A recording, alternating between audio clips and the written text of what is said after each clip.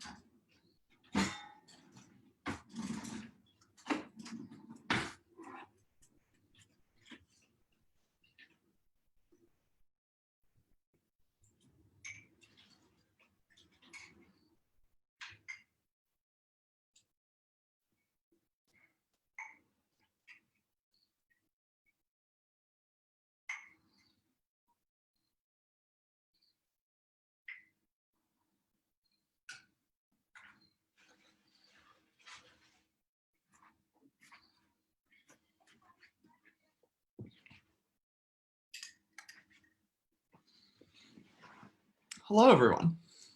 I have been driven inside for the first time. Driven inside. I had to start inside for the first time in 13 episodes, which I think is quite a lucky streak. As usual, starting at 5 o'clock. So just enjoy this image of me drinking a miso Chinese soup. It actually looks really nice. I don't know if I can show it to you. It looks really good. That I've just whipped up so I can drink it and remain hydrated and nourished while we have another excellent development seminar and the last in our series on different 3v3 speaker positions, talking about third speakers. It's still quite hot.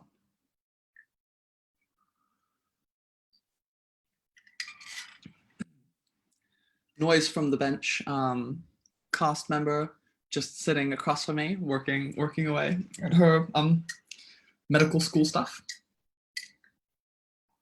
This is very spicy, but very nice. It also has some noodles in it, and I'm a huge fan of noodles. So just wins for the culture. So in terms of my flat, I am currently sitting in the staircase because it is well lit. It is cozy. It's probably one of the warmer parts of the flat, though we have a generally quite warm flat. And the weather in Auckland has been miserable. So if you are living in Auckland, you have my enormous sympathy for the amount of rain that we have been subjected to. I was running today, and one of the trees that I run under, like half of the branch had fallen over, and it blocked the pathway, and everyone was having to move around it. Yeah, we were really whipped by a couple of quite ferocious storms. As usual, if you have any comments, and if you want to give me a chance to think about them, you could even leave a comment now before the development seminar formally starts.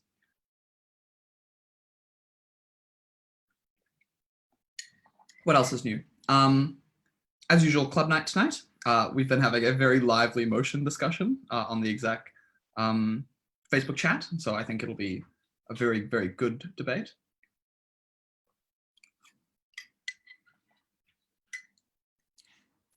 This is yum. I'm quite excited for when I get to sip it.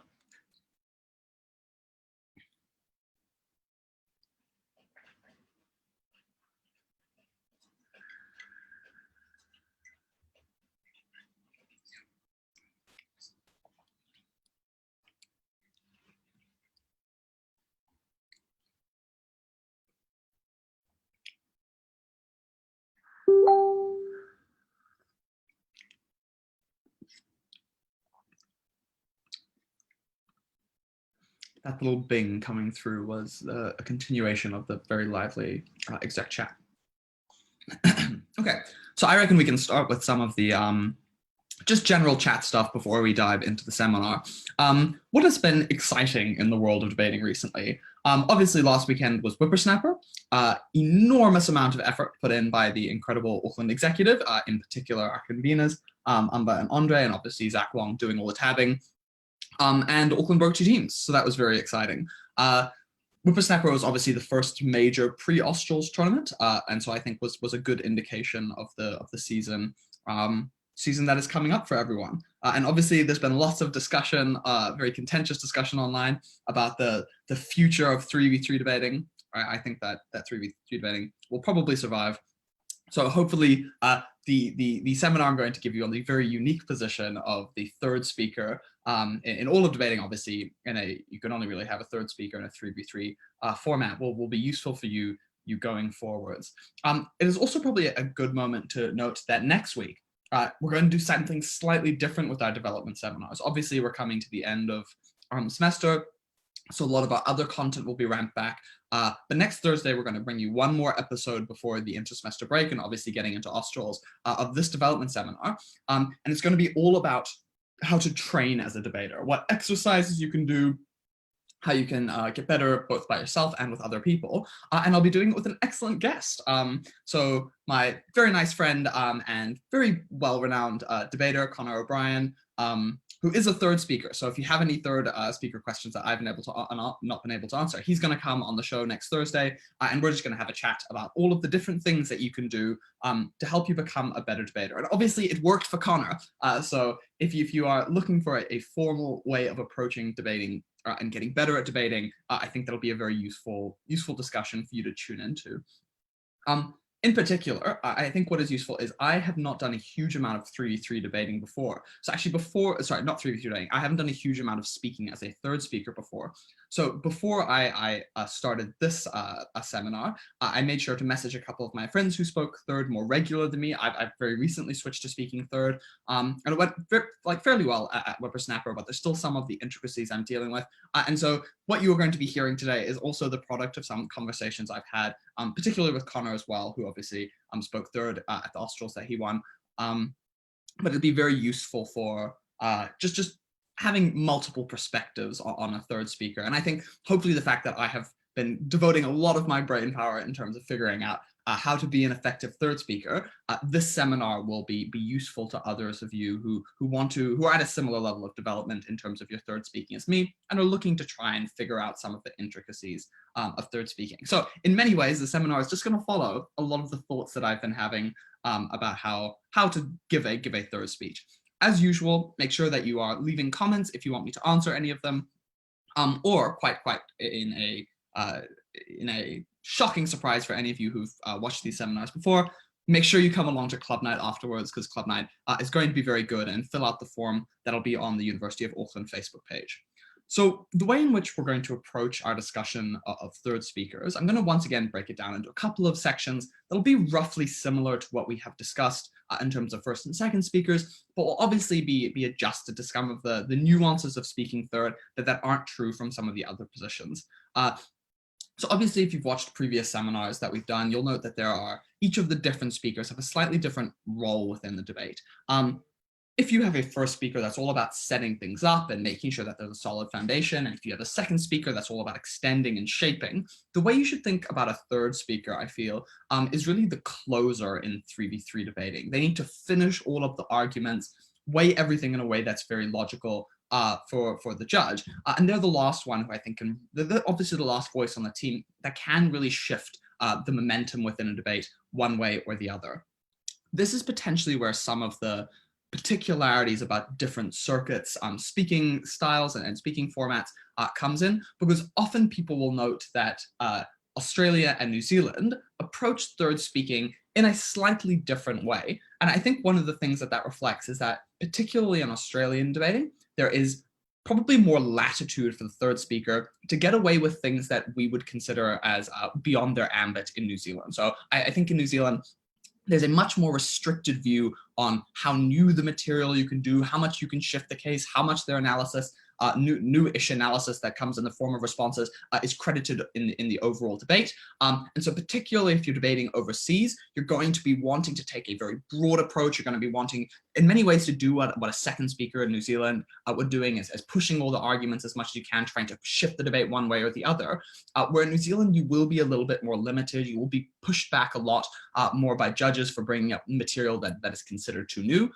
So be aware of the different contexts in which you'll be debating, and make sure that if you are going to a tournament like Australs, you do try and get some exposure to Australian debating, because obviously it's a very dominant force when you go to Australs.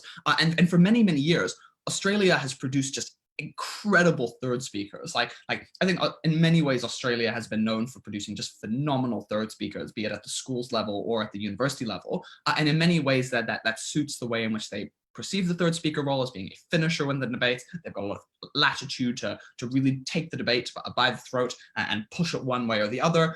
Whereas in New Zealand, it is much more seen as a down the line need to have that consistent development. I would definitely say that third speakers, if you're being judged in Australia, have way more latitude to win the debate than in New Zealand. And so there'll naturally be some limitations there, some shift in the way you conceptualize that.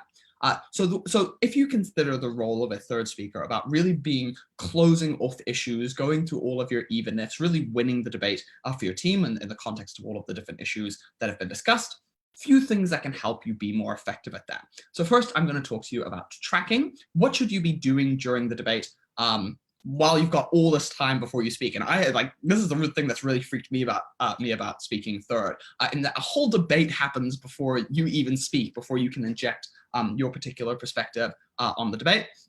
And I find it quite difficult to keep up with everything that is happening in the debate and making sure that I'm going to be responding to it in a way that means that my third speech wins the debate that has happened, not the debate I thought was going to happen when we were sitting in prep. So I'm going to talk about tracking.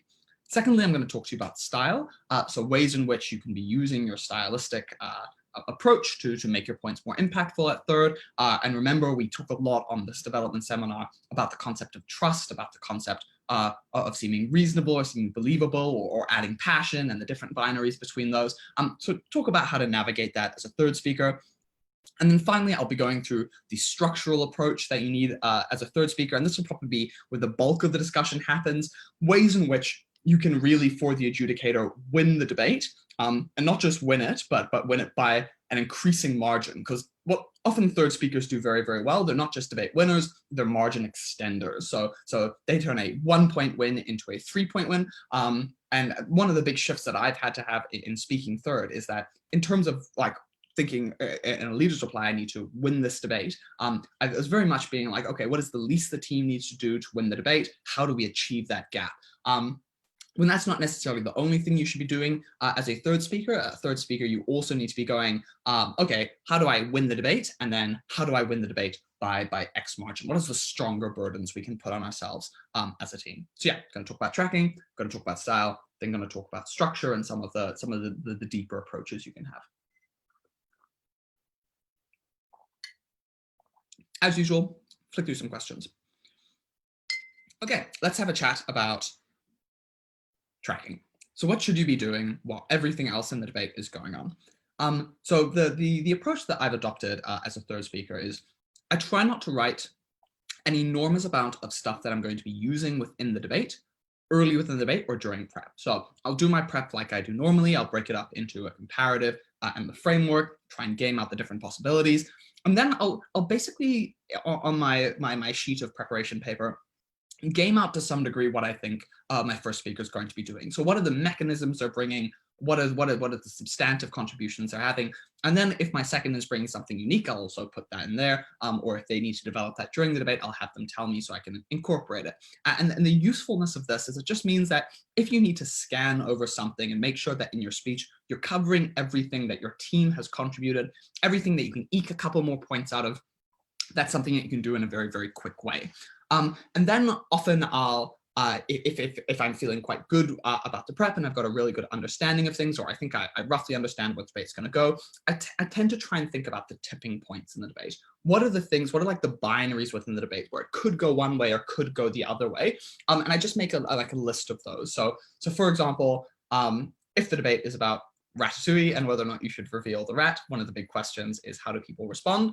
So I'll have on the one side, people respond well, and on the other side, people respond badly. And I use that as a way so I can just start thinking about some of the initial issues within the debate and whether things are tracking one way or the other, and the importance of the thing going one way for me to win the overall points, and then start putting the ideas or the contributions that teams will have drawn one way or the other. When the opposition first speaker speaks, though, I would advise you just to listen. and to take notes. So not hugely thinking about, okay, how can I respond to all these things? How do I demolish this point within the debate? But really just getting an appreciation of what that speaker is bringing. And I will honestly just write it down like I'm adjudicating it. So I'll have their split. I'll write each link of the point they're bringing in my red pen, just as if I was an adjudicator. I'd be marking where I was like, ooh, this argument seems a bit weak. I think this argument links to this, so I'll be making those things. And I'll make a map of what I think the first speaker's contribution is, and that will become the basis for my understanding of the opposition's case. And note, obviously, that can shift, so you have to be a little bit on your toes, but also being able, like, if you figure out that there are traps or contradictions within the opposition's first speaker's speech, that's stuff you can really use to win the debate later on, regardless of how the debate then evolves, because you can pin them to that analysis, you can refer back to that first speaker, and you can do it in a way that means that if other people are adding lots of more impacts onto one fundamental bit of analysis that you think is a little bit broken, you can just break that bit of analysis in your third speech and then have all those things tumbling down. So then once I have my write out of what I think the first speaker of the opposition has done, then you start writing down what your actual points are going to be. And I actually think it is, so some speakers speak with just a huge amount of paper, and they write lots of different issues on the paper, and then they try and arrange all those issues into a coherent speech when they get up. I would advise against that approach, because I think what you really need, and why Australians are particularly good, I think what you need as a third speaker is to have a really strong, cohesive vision of what is necessary to win the debate, rather than just responding to every single thing with different points. So when the second speakers start speaking, I'll basically, to some degree, bind myself to a particular structure. What do I think is necessary to win the debate, just as I would if I was a second speaker, but noting that I may need to depart from that or be flexible when I actually give my speech to reflect the way that things are changing. And often I'll break it down into a couple of issues in like a sequential format. We need to win this, we need to win this, we need to win this. Or I'll be like, we need to win one of these two things in order to win the debate, or it's about the cumulative impact. So it's doing some of that meta stuff, but figuring out what those meta questions are is quite important at that second stage of debating, because then you can start taking all of those different responses, your understanding of the opposition's first speaker speech, their broader case, and start imposing a structure on it. And I think I often will have my introduction written by the time that the second speakers have basically like started their debate. So it'll be one of the first things that I do after the first speaker has given their speech. I'll very clearly isolate what I think is necessary to win the debate.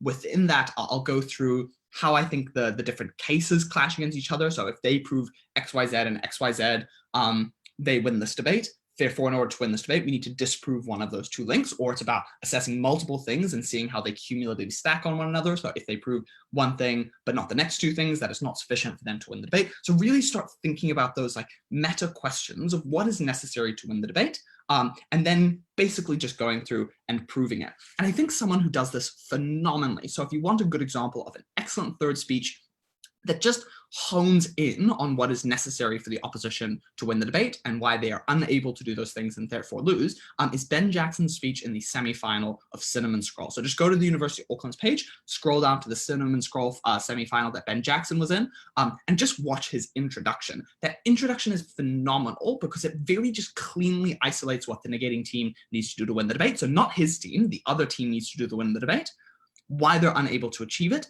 and then everything after that point is him extending the margin or taking a larger victory. So it's like, this is our burden within the debate. But if we accepted a higher burden, here's why we still win the debate. And if we accepted an even higher burden, this is why we still win the debate. And even if you believe X, Y, and Z from the opposition, here's how we still win the debate. So if he gets that if you get that baseline really crisp and figure out what you want that baseline to be, then you can start building a speech from it that really highlights, what do I need to do to win the debate?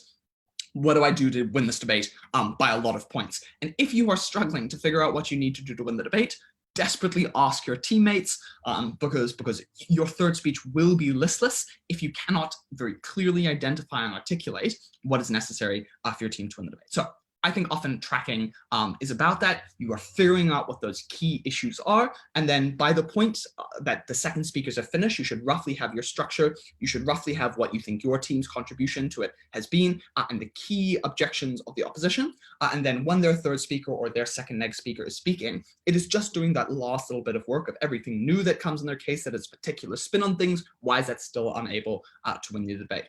And note, this is where your piece of paper that has your case on it is particularly useful, because after you've gone all that stuff, maybe like 3 minutes, 4 minutes, 5 minutes before you start speaking, you're just going to want to just cast your eyes back to that, look at all the mechanisms that you've developed, figure out things that haven't been responded to from the overall case from the opposition, and then find ways to bring that into debate, either to help you win the debate or to extend the margin, because we want to be extending the margin as much as you want. And I honestly thought that I'd be using a lot more pieces of paper, but I don't actually think I do. I think I still speak with roughly like 4 or 5 pieces of paper, and I try and hold myself to that, because really, really good third speeches don't feel like 10 bits of paper. They feel like a very clear image of what is necessary to win the debate. And I feel like if I let myself sprawl over 100 bits of paper with lots of different responses on them, I'd find it difficult to be able to impose that overall cohesive vision.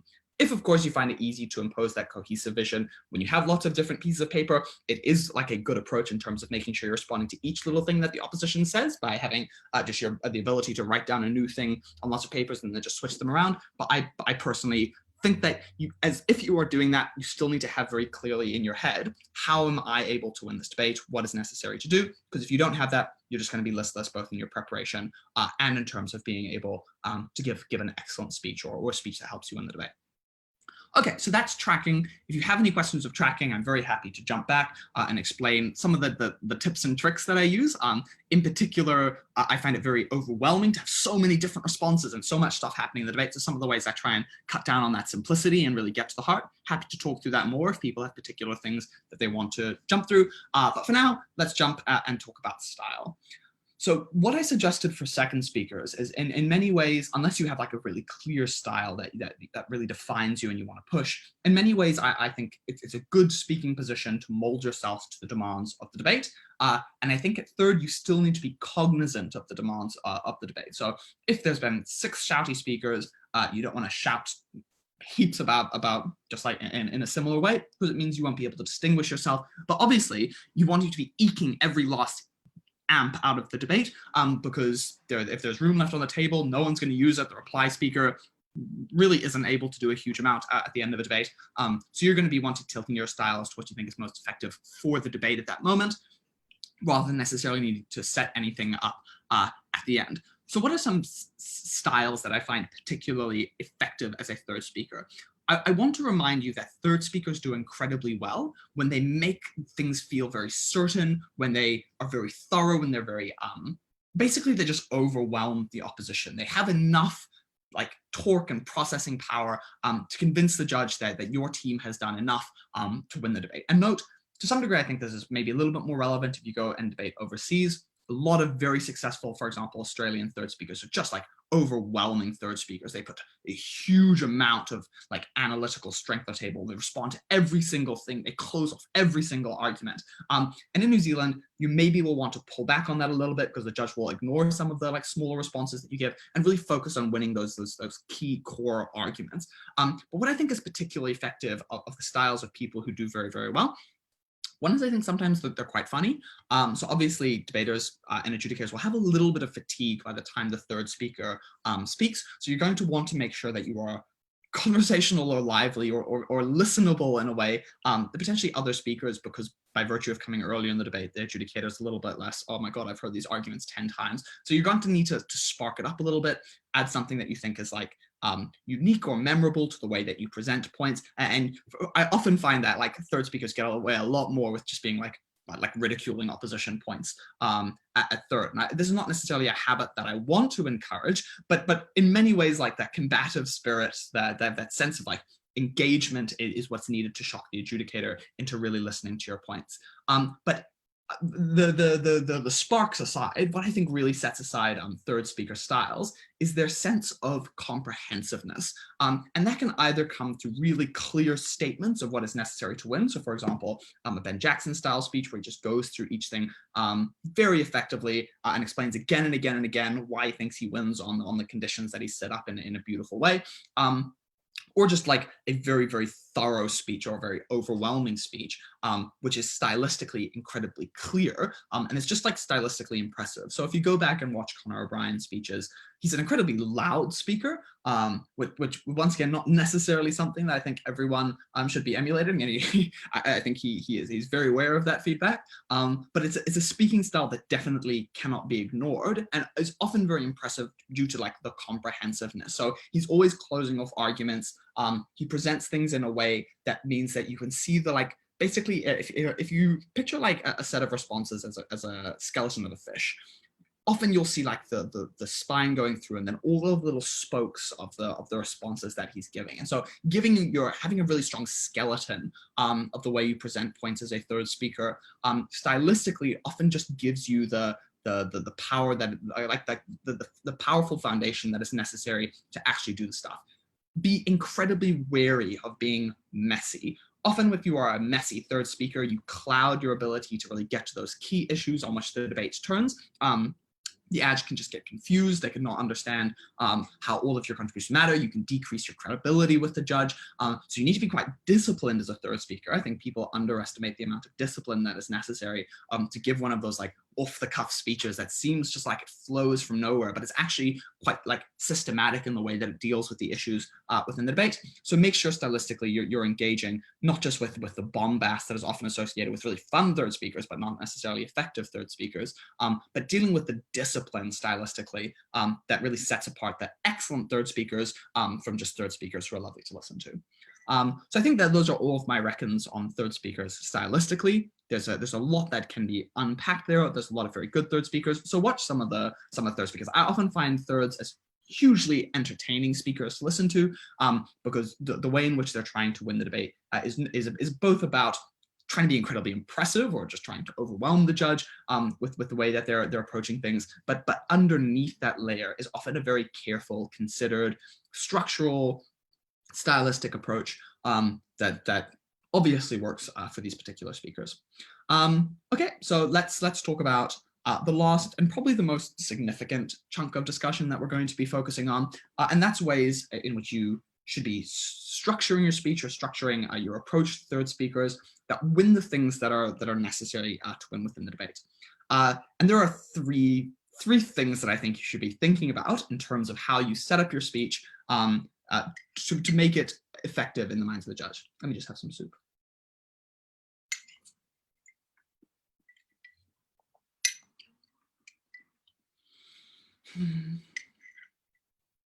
It has noodles. The noodles are very young. Okay. And these are all things that were bounced off me from the really good third speakers that I've been chatting to. So the first is something that I've already mentioned, and this is the building up the opposition's pathways to win the debate and then closing them off one by one. I think this is very, very effective because it requires to some degree a risk on your side because you're setting out how the opposition can win. The opposition can win if they do these things. But then, and so that gives them an indication of what if they can prove those things that you've outlined, obviously they can win. So obviously, if you think they can very clearly win on the stuff that you have outlined as what they need to win, don't say that because you might be able to sneak in with an adjudicator who disagrees. But very often, very good third speakers will be incredibly generous in understanding the opposition's points, be very clear about where they think the opposition could win the debate. The opposition has set up a good case that can win the debate if they prove X thing and X thing, but it's still very clear about how they're able to decrease those pathway to victories. So one way of setting up your speech, and this is the semi-final of Cinnamon Scroll approach that I mentioned with Ben Jackson, is in the introduction, just explain why they need to prove X thing and X thing to win. And I'll often start with like a framework discussion. Both teams agree that this is the most important thing within the debate. Therefore, the opposition wins if they prove X and they prove X. I'm going to explain to you how they're able to prove neither of those things, and more than just proving neither of those things, they incur X, Y, X, Y, X, Y. That's a useful structure because once again, remember, I alluded to the fact that really good third speakers don't just win debates, they win debates by increasing margins. And if you can very clearly articulate to the judge what is necessary for the other team not to win, and by extension, your team to win, and then everything else that is additional to being able to win that, you can convince the judge that you haven't just won the debate by a tiny margin, but you've won the debate by a slightly more significant margin. So I will often think when I'm setting up my third speaker, again and again and again, I quite like the case that's come from the opposition team, and that's annoying because I want to win this debate. How do I close off the pathways of victories that they've given themselves? So that's the first tool or lens that you can use for helping to win. The second way of thinking about this is the flip side of that. And so if you watch Conor O'Brien's third speeches, this was often how he would start setting up his speeches. And the way this was explained to me is that it's about the unresponded to or the unrebutted mechanism, the thing within the debate that the opposition hasn't been able to grapple with or overcome, and is necessarily something that is capable of winning the debate. And this is a useful framework because it means that if you have identified something that you think is very important that the opposition hasn't been able to win and you think is able to win your debate, and then you just spend your introduction hammering again and again and again and again this thing, that's something that can definitely win you a debate. And if you are watching from New Zealand and you have debated overseas, you will understand how deeply frustrating it is for a third speaker from Australia to pick some random point that you actually just do not think is particularly good within the debate, and then just be able to articulate it and expand it in a way that helps them win the debate. It is one of the most frustrating experiences ever, but it's also quite a smart technique, and something that we should be doing. Looking to what the thing that is necessary to prove in this debate is, why you think you have proved it, and why they think they haven't been able to overcome that, gives a lot of impetus to your speech. Not only does it force you to think about the structures of how to win the debate, so those win conditions in exactly the same way as what I previously articulated, it also just starts doing a lot of the work towards winning that debate. And it means at the end of the debate, the adjudicator, when they're sitting down to think, in their mind, this one issue is dominant. It is this key bit of analysis that helps us win the debate. So obviously, these seem like two flip sides of the same coin. What do we need to do to win? What was the thing that won us the debate? What is the unresponded to mechanism, the unrebutted analysis? And on the other side, what does the opposition need to do to win? What is the way in which they do that? I think you should be adopting both of these focuses within the debate. And I found quite a useful way to set up my speeches. So this is the approach that if you watch some of my speeches from Whippersnapper recently, you'll see, especially in my introduction creeping in, when I'm being disciplined, sometimes I just let loose like I did in the semifinal. The thing that I'll do is I'll have the first little bit as the framework. What is necessary for the teams to win the debate? What do we think is the most important thing? And then I'll have my unresponded to bit of analysis. I'll be like, it is clear that the most important thing that we care about is what is a good example? Say the debate is about drugs. So I'll say legalizing drugs. I'll say what we care about most in this debate isn't a moralistic judgment of whether or not people should be having drugs, but a realistic approach to the fact that people do take drugs and how should we best help them survive.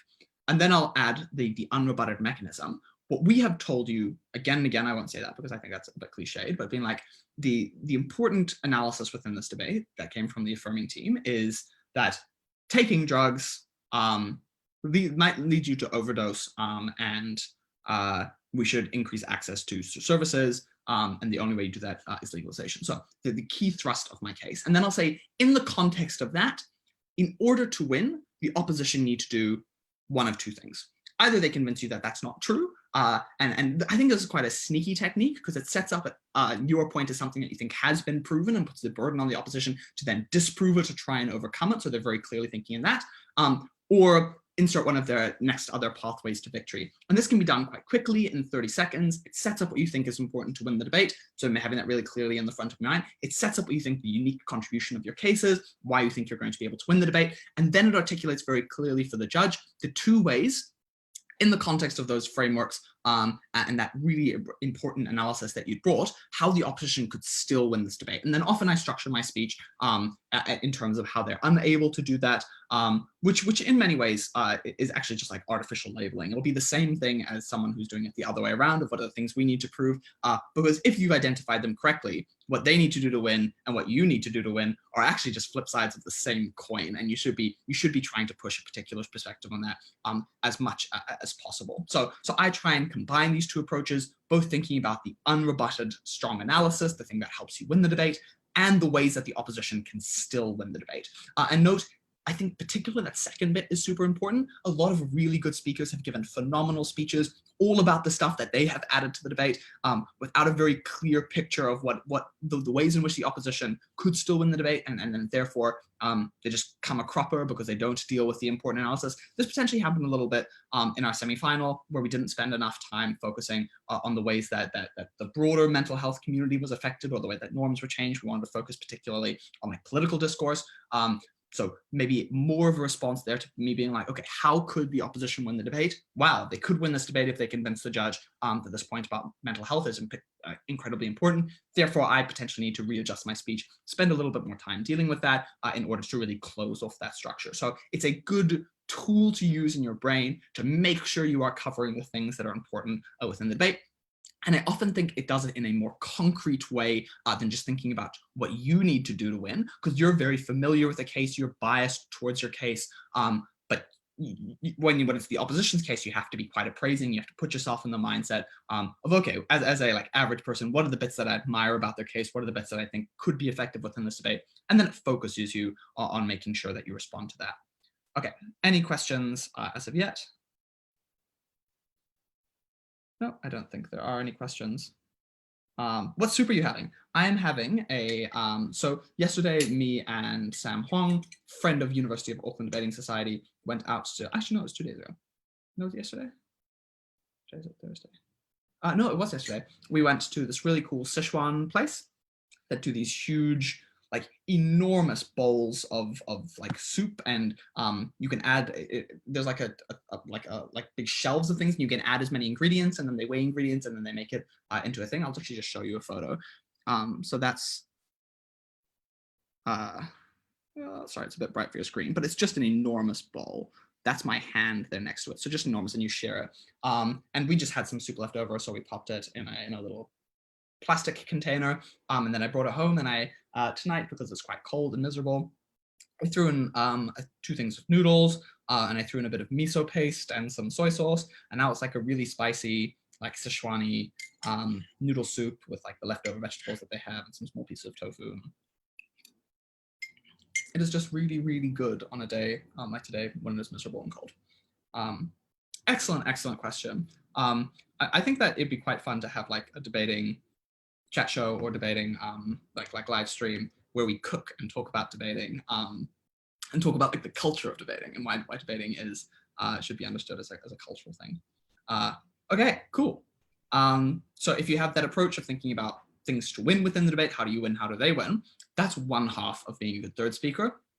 The bit that I'm increasingly trying to deal with is how do you take the next step? How do you go from being a third speaker who can win debates to a third speaker who can win debates they shouldn't win by the win conditions that they set out or embrace, and a third speaker who can win by a large margin. And so these are skills that I think you should be particularly practicing if you're a third speaker going to somewhere like Australs, where often, because of the size of the tournament, you will face teams that you're a lot better than.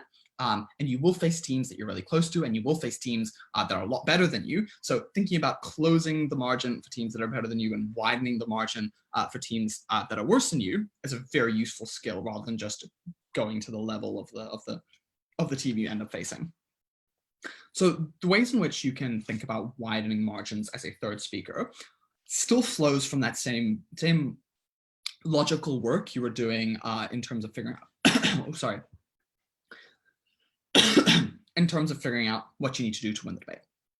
So obviously, you'll figure out your baseline. What is the thing that this debate turns on? Once you've figured out what the debate turns on, everything extra you are able to convince the judge of is something that'll help you win the debate. So say if you need to just prove one of 2 things to win the debate, make it very clear to the judge that is the trade-off. So, and you should be doing this if you're adopting the original things that we were talking about of what is necessary for me to win the debate, and then add to the judge, if we convince you of both of these things, however, their cumulative impact is going to be a lot greater, and we think that necessarily we have to win this debate by a larger margin. So be very explicit with the judge. Here's how our points, when you add them up, here what we think the end consequence would be. Here's how many of the points we can lose before we lose this debate. And then be clear when you're going through your speech, okay, we've done what is necessary to win the debate.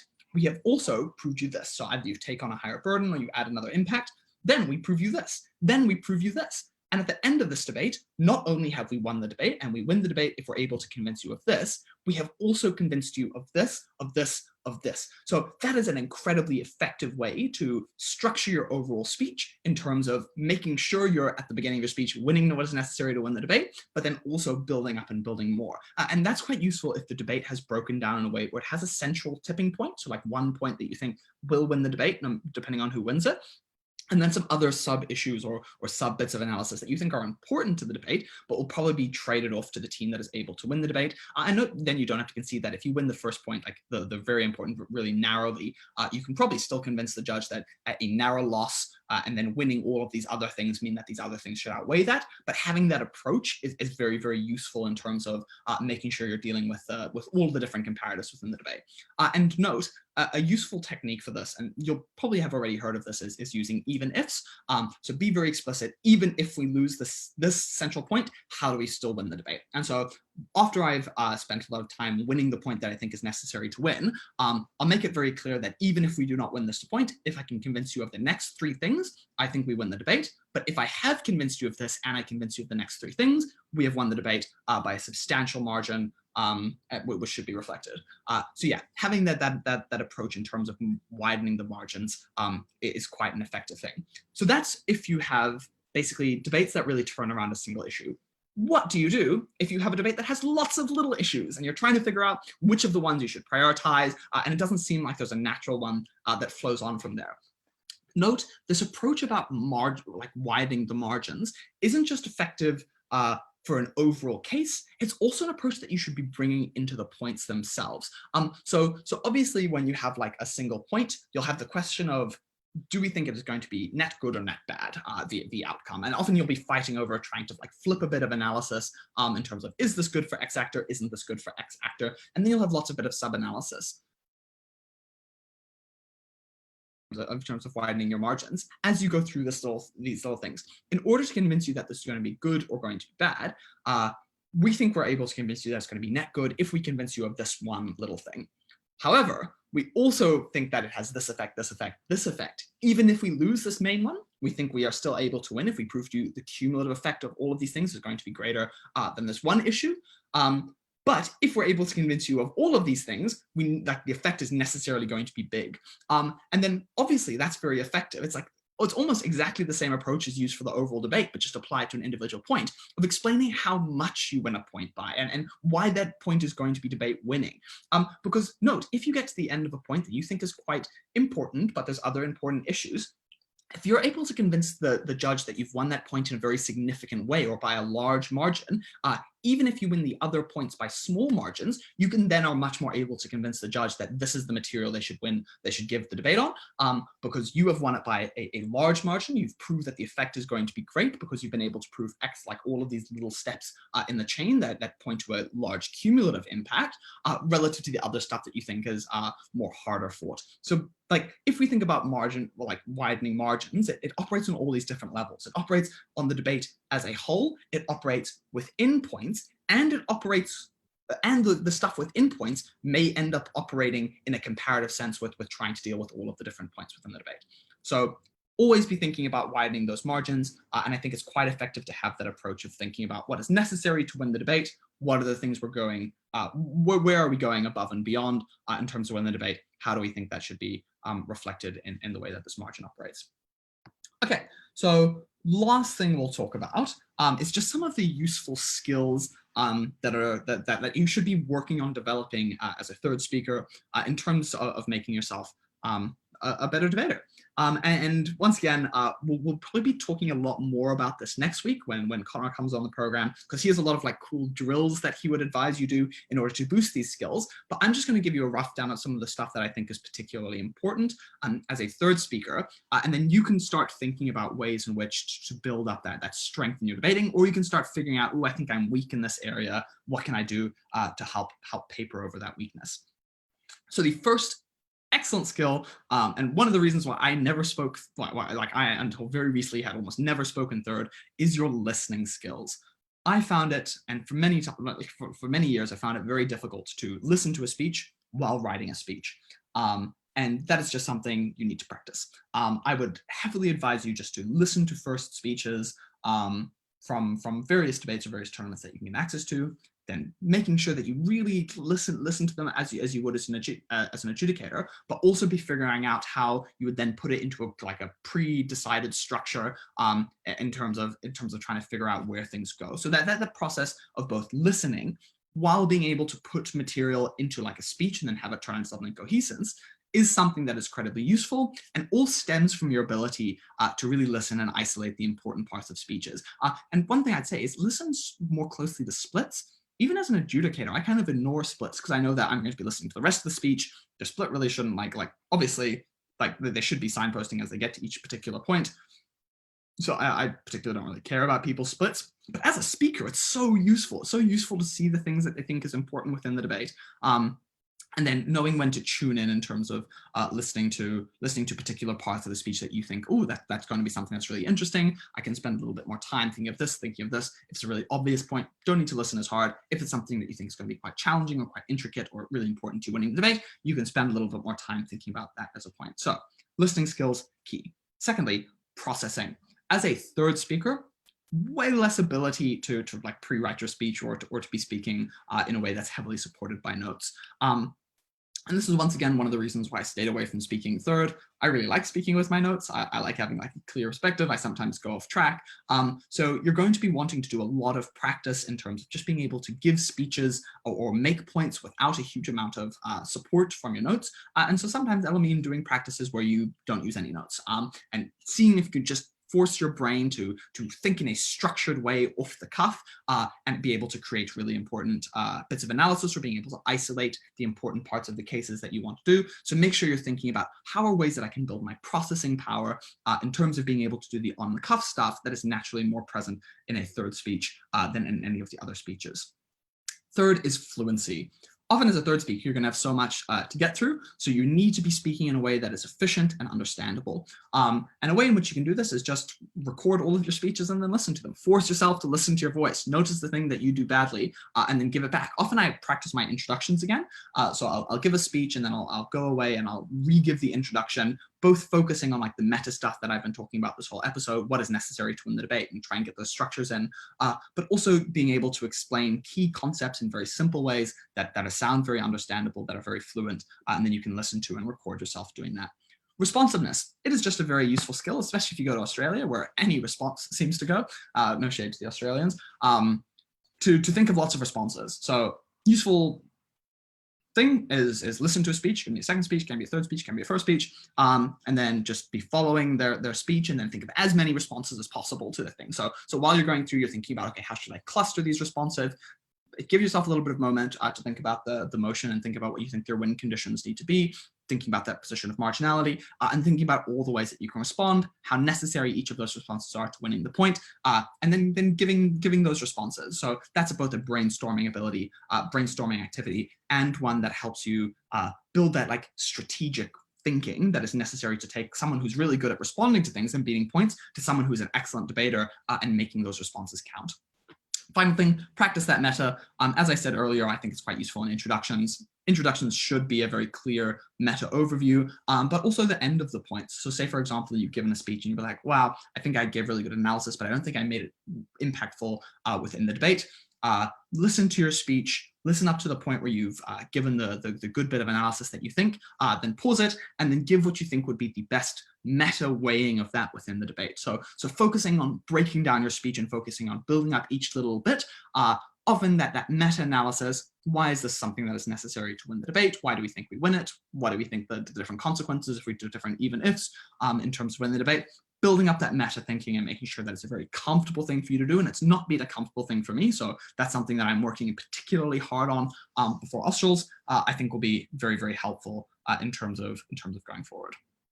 Okay, so we've reached 5:45. Had a very wide-ranging discussion of all the things that are important to a third speaker. So I'm just going to have a little bit more soup. And if you have any questions, write them in the comment section and we'll have a chat.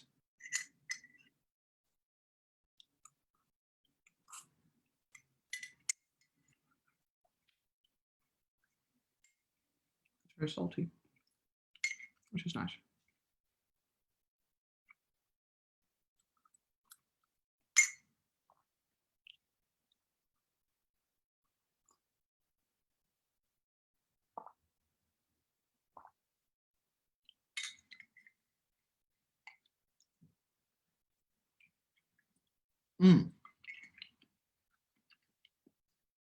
How do you structure craft your notes? So obviously we had a big discussion of second. And I'm going to be a little bit less prescriptive as speaking third, because I think obviously the debate is evolved more as a third speaker, which means it's more unpredictable. It can go in different directions. I still try and have a broad structure that is, okay, so I figured out the thing that is necessary for us to win the debate, this point and this point. And then I'll have a very quick explanation of why it is necessary. The reason why this point is so important, because it is key to the outcomes or the interest of X group. Then I'll say what we have proved. So I'll be like, at Zach, you heard this. At Shar, you heard this. What have been the responses? And then you just go through all of the reasons why they think they've won the point. So you start with their key contention. They contend that it is not these points that we've brought, but this analysis that is necessary for them to win the debate. Go through it and win it, go through all the different variations, but it needs to be flexible in a way that a second speech can't be.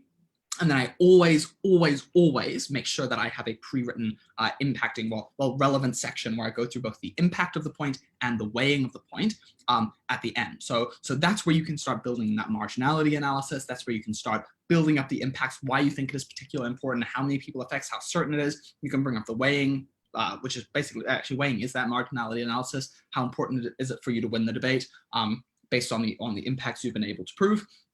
But then within that, give yourself a lot of room to be able to write. And this is why potentially I think it's fine to have issues not just on one page. When I'm speaking second, I try and make sure that my issues are on one page, but maybe on 2 pages, because you can't really predict how the debate will flow, especially if a third speaker who's like, no, instead of this key response that we had made, like at the center of our response, we have this new response that we think is really important. That's something that really shifts the debate. So you can be like, this is a traditional response. Here are all the responses. You'd be tracking that throughout the debate. And then you have a little bit of room on your next sheet or in the middle of your sheet before you get to your impacting stuff, where you can slot in that new response. Then at third, they wanted to add this new layer response where they said, no, it's not this thing, it's actually this thing. That means you should believe it. Here are responses, blah, blah, blah, blah, blah. So it's about creating and crafting notes that are flexible and organic enough to shift with the way that the debate is operating, but also that is thorough enough to make sure that you're covering the things that are needed to win. You're expressing things in a marginal way, so you're explaining the even if, and you're making sure that you build up your impacts so that you're not just building this glowing edifice of characterization and meta debating, you're also building up like some substance to what you think is important in the debate. And note, when you start thinking about the debate in this terms, it becomes quite obvious where one team is doing way too much of one thing and way too much of the other thing. So in particular, in the semi-final of Whippersnapper, which you should probably watch. It was a really good debate. It was a very close debate. Sad. One of the things that in my introduction I called out the opposition speakers on was building a lot of impacts that were necessarily contingent. So just explaining why something is a huge impact if you're able to win the central clash in the debate doesn't actually help you win the debate. It can help you win the debate by a larger margin if you're able to convince them of that. But if someone has spent like a very short time on like that mechanistic central turning point and a lot of time building up their impacts of why they think it's just so important to care about the like people who are members of the of communities that have like endemic mental health problems, that analysis isn't actually something that's going to be effective. So useful framework for you to start thinking about debating in. In terms of color code, I always write with 2 colors. I think after that it becomes a little bit too complex, and I write in blue and red. there is nominally a reason why I use blue and red. Most of the time I'm writing in blue and then I'm adding red, but realistically, it's just about my eyes. Sometimes it's difficult to track all of the arrows or the way that points flow when everything is one color, especially because there's a third speaker, and this is something I've had to grapple with. The debate will shift, and you'll be like, no, this is how I thought the point was going to be argued at third, but they wanted to introduce this new like lens, which changes the way that I need to argue those points. I will, in that like, often it's like a rabbit's warren of notes by the end of it. I find it just very helpful to have two different colors. So I'll be writing blue, and then I'll be needing to add stuff in, and I'll add that in red, so it's very clear for my eye to flow. Then after the red, I'll add blue if I need a third layer, and if I need a fourth layer, I'll add in red. So it's really just about creating a graduation within your notes that your eyes can follow, rather than for me talking too much about rebuttal or talking too much about substantive. Because note, and this will probably come across in a lot of my seminars, I tend to homogenize debating in a way that some people don't. Like, I don't think there's that much of a distinction between substantive and rebuttal. It's all about trying to convince the opposition of one particular world. I'm wary of trying to formalize a particular approach through color coding that is then hard to depart for or to be flexible about as you get through the debate. So I'll be a little bit more flexible in how I use my colors as well as debating in general. Cool, very good question. Any final questions before we have Connor on next week, which will be fun?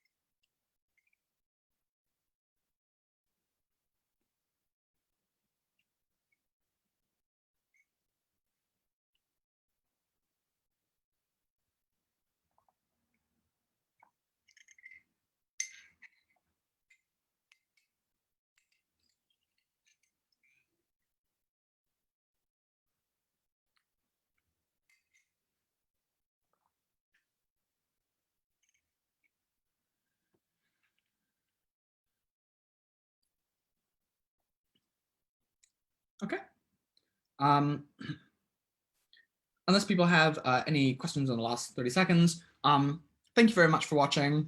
This is the last of like the highly structured, non-conversational Thursday development seminars. I'm really glad so many people have tuned in and watched. Apparently someone judging a schools debate yesterday heard someone making foundation points in their second speech, and then after the debate asked them where they had heard of that. And so apparently lots of people are watching these, which is really nice. Even the school kids are watching it, which is cool. We will come back next semester with more of the formal discussions.